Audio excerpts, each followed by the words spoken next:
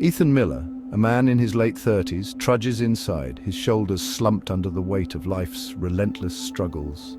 His clothes are worn, his sneakers frayed at the edges. The bags under his eyes tell the story of sleepless nights spent worrying about rent and overdue bills.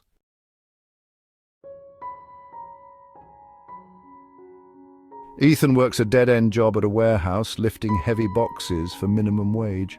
The labor is brutal, and the paycheck barely stretches past his monthly rent and cheap microwave dinners. Every day is a monotonous cycle. Wake up exhausted, work himself to the bone, and return home to an empty apartment with nothing but the hum of the refrigerator for company. Ethan cries, "I'm tired. Tired of struggling. Tired of being invisible, tired of watching others succeed while he remains stuck in the same place." He once had dreams of owning a business, finding love, living comfortably. But life has chipped away at his ambitions, leaving only the bitter taste of reality. After work every few days, Ethan goes to the blood bank to sell his blood, something he does every couple of days to bring him a few extra dollars, especially when his stomach tightens and thinks about his next paycheck, which is already spoken for by overdue bills. His loneliness gnaws at him. The thought of dying alone in his dingy apartment has been clawing at the back of his mind the older he gets. As Ethan leaves the blood bank one evening, he comes across a large pile that appears to be the result of a tenant eviction.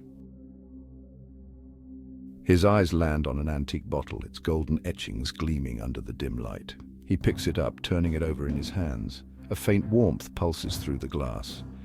"This might be worth something," he said. He immediately takes the bottle to a pawn shop in hopes to get a couple of dollars for it. Ethan arrived to the pawn shop, pulls the ancient-looking bottle out of his bag and places it on the counter.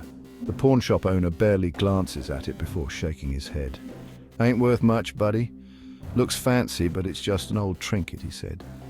Ethan's face falls. With a sigh, he tucks the bottle into his bag and leaves, and his footsteps heavy against the pavement. As he walks home through the dimly lit streets, he wonders, just for a moment, if life will ever get better. His apartment is small and barely furnished. The refrigerator contains water, old Coke, and Spam. He sits at the rickety kitchen table, turning the bottle over in his hands. With a deep breath, he takes a cloth and begins to polish it. The more he rubs, the air thickens. A low hum vibrates through the room. Smoke billows out, swirling like living tendrils. The lights flicker. Then a shape forms within the pink smoke. A beautiful, majestic woman emerges, adorned in golden jewelry, her skin shimmering like molten bronze. Her eyes, ancient yet mesmerizing, lock onto his. In a calm and soothing voice it spoke. "After 200 years, I am temporarily here to serve you, and you are my new master." Ethan, frozen in shock, stares, his pulse pounds. Finally able to get a word out, he asked, You're a real genie?" The genie floats closer, her presence both alluring and unnerving. She tilts her head, a playful smirk on her lips. "Indeed, and I am bound to fulfill 4 wishes. But there is a condition. I will grant you 3, but the 4th wish must be mine." A long pause. Ethan, desperate for change, nods. "All right, deal. What would be your first wish, master?" the genie asked. "For my first wish, I wish to win the biggest lottery in history," Ethan commanded. "As you wish, master."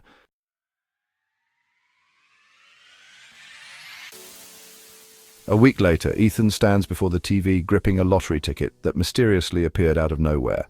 And the winning numbers of the highest-paying lottery in history of $2.3 billion is shown on screen. Any tickets matching these numbers, be sure to sign the back of your ticket and claim your reward. His jaw drops as the numbers match. His shout of joy echoes through the apartment. He quits his job, buys a mansion, expensive cars, and indulges in luxuries he never dreamed of. At first, the wealth seems endless. He buys extravagant gifts, parties with celebrities, and travels the world. But money has a way of slipping through greedy fingers. Soon he starts making risky investments, trusting the wrong people. The money that once felt infinite begins to dwindle. 7 months later, while basking in his newfound wealth, he looks in the mirror and sees the same worn-out man and summons the genie. "You have summoned me yet again, master." "What does your heart desire?" Genie asked. For his second wish, Ethan requested, "Make me younger, stronger, taller, and perfect. I want to be the ideal man." The genie smiles. With a wave of her hand, his body transforms. Muscles carve into his frame, his skin tightens, every imperfection erased. He stares at his reflection in awe. With his new physique, he becomes a magnet for attention. Everywhere he goes, people admire him, but it isn't enough. He still craves more.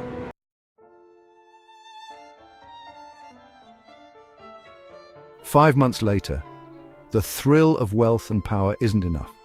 He craves the final touch. A woman who is as flawless as he is. Ethan summons the genie and commanded for his third wish to be to give him the most beautiful woman to be his. The genie obliges. That night, he meets Nia, a stunning woman drawn to his wealth and physique. Life seems perfect, till it all starts to unravel. The money disappears because of bad investments and reckless spending. Nia leaves him, uninterested in a man who's no longer rich. His once positive outlook on the future digressed, now suffering from depression, stress, poor eating, alcohol, and drugs. With little to any exercise, his physique changes for the worst at an accelerated rate. He watches as his empire crumble in a matter of years. The once golden mansion is now a hollow shell, filled with unpaid bills and empty echoes of laughter. "Back where I started off," Ethan said regrettably while murmuring, bowing his head in shame. Then he looked at the bottle, and his mood changed to excitement. He realized he had one last wish left.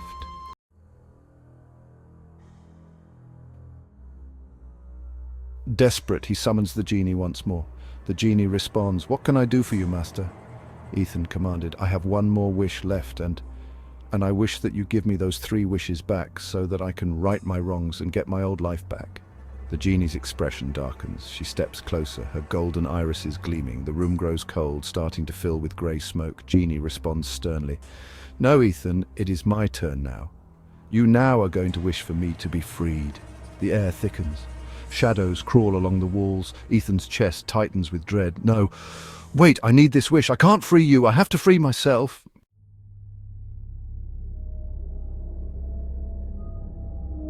The genie's playful smirk twists into something sinister. Her form shifts and her golden skin cracks, revealing something dark beneath. Her voice, once honeyed, becomes a whisper of malice. 200 years I have waited, bound to serve, hoping to be freed one day. I've given you your heart's fill and you won't give me mine. Your last wish is null and void. Your life is as well. I want your soul." Ethan tries to run, but the room warps around him. The walls stretch endlessly, trapping him in an inescapable void. The genie floats above him, her presence suffocating. Her hands lunge, fingers sinking into his chest, slowly digging closer to his heart.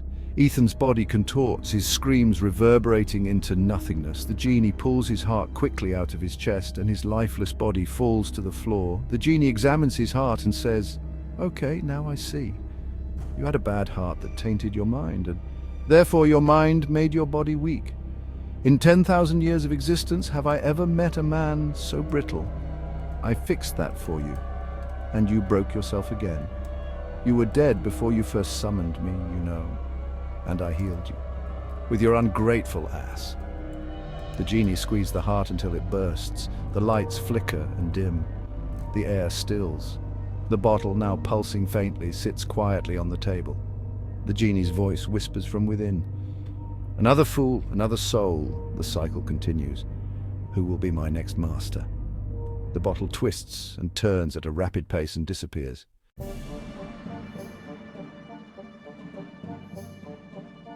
25 years later, a man walking the beaches of Jamaica stumbled upon what looks like an antique bottle.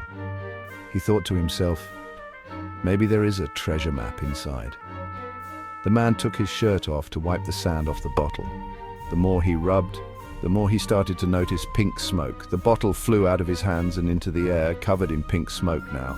A beautiful woman emerges, adorned in golden jewelry, her skin shimmering like molten bronze. Her eyes, ancient yet mesmerizing, lock onto his. "After 25 years, I am temporarily free," the genie said. "And you are my new master." The man asked, "What are you?" The genie floats closer, her presence both alluring and unnerving. She tilts her head and with a playful smirk on her lips said, "I am your genie, your servant." and I am bound to fulfill 4 wishes, but there is a condition. I will grant you 3, but the 4th wish must be mine. The man asked for the genie to prove it. Sarcastically, he wished for 2 beautiful women to entertain him and with some brew. Instantly, 2 bodacious women were walking to the man from the sea, holding bottles of brew. The genie reiterated, "Remember, the 4th wish must be mine." The man nodded without haste in agreement to her terms.